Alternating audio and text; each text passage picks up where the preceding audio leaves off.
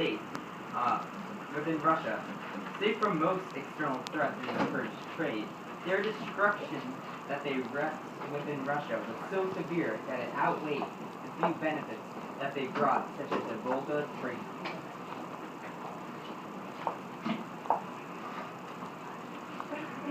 Act 1. The Mongols quickly and efficiently conquered Russia, partially because it was already weakened, because the minor princes ruling over the individual provinces were always feuding and trying to get more power for themselves. Greetings, members of my court, and welcome. As you know, I am Yaroslav the Wise, Grand Prince of all of you. Today I will tell you about the glorious past of the Kievan Rus. Let us start with the beginning of all virtue that this glorious empire was founded on. You mean the killing and imprisoning of your own brothers? I'm pretty sure you did that. Ignoring that, we are now at our peak, brethren. Brethren, are you going to imprison them for life too? Quiet! You got what you deserve. On to the history. The glorious capital of Kiev has held the title of center of trade for many years. There's also the host of treachery, murders, and kinslaying. Enough! The meeting of the council is dismissed. Many years later. The death of Yaroslav marked the beginning of the decline of Kievan Rus. Ironically, it is the splitting of territory among the brothers that weakened the state against the Mongols. This decline was also attributed to the splitting of territory among brothers. As Kievan Rus was divided, Batu Khan led his army to invade Kievan Rus. Act 2.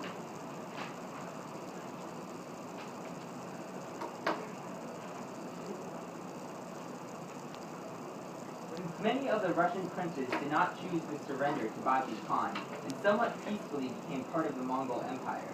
They were brutally killed, and their cities were ravaged.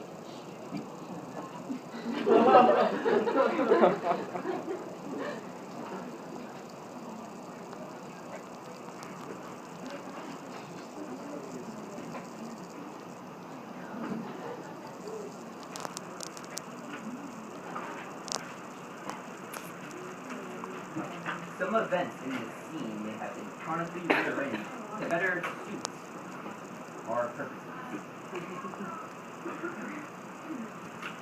Listen, you need to unite your forces. The Mongols are coming. They have already demolished Ryazan. I barely escaped with my life. This is probably a plot trying to divert my attention elsewhere. Are you trying to rebel against me? Are you a spy? Or a minor prince? I most certainly do not want to work with the army. Don't you understand? You're about to be attacked and you care more about your throne than your people's lives. The Mongols are a trivial problem. We need to reunite the former glory. Quiet.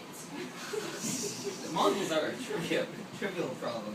We need to reunite the former glory of Yaroslav under my glorious command. Of course, not of this petty Mongol dilemma. What is wrong with you people?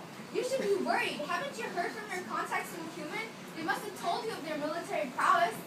Are you sure they're reliable? They used to be our enemies, pillaging our frontier villages. And now you just want to trust whatever they say? The Mongols probably won't be a problem at all. They are only barbaric pastoral nomads. Exactly, Michael. He does, however, have a point about us working together. What say you about collaborating with me? Again, like we did in the old days when you helped me negotiate with the people of Novgorod. Hello. The Mongols! Hello, Russians. I am Batu Khan, grandson of the great Genghis Khan. I believe this would be greatly to support our forces. Never! Kiev shall never fall to you foreigners! Kiev falls to the Mongols who have catapults and battering rams. I will never submit! Then you die. Well, hi.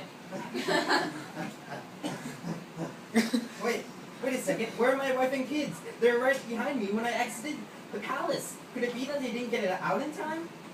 No! I will have my revenge. I shall assemble the entire army of Vladimir Sudzo. and I'll battle you at Sit River.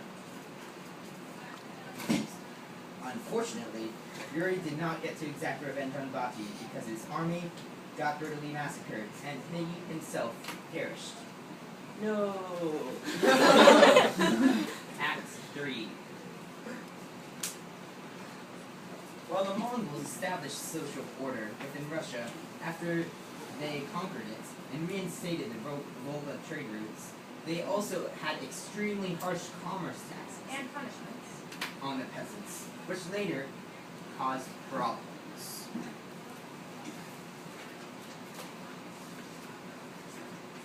I am so tired of all this work. It's pointless. We don't even get to keep half the food we harvest because of that tax in our city. Well, I said to keep farming because having no food is better than having no head. Fine, fine. I'll try to be optimistic about this whole situation. Did you know that the Mongols have taken over most of Russia? Crazy people. Their punishments are so harsh, and they've destroyed whole cities just because the rulers don't want to cooperate.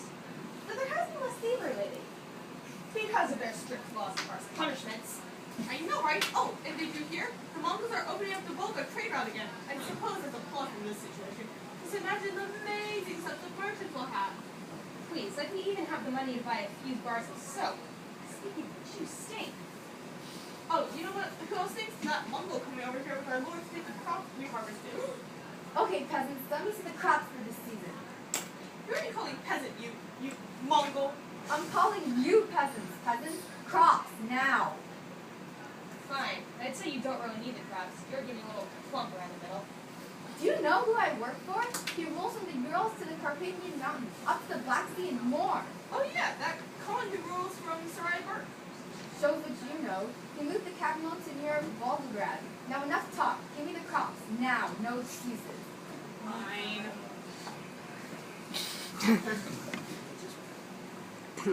So, in summary, the Mongols were able to take over Russia fairly quickly because they attacked at a time when the Russian princes were not at peace with each other and thus could not unite to defend themselves against the Mongols.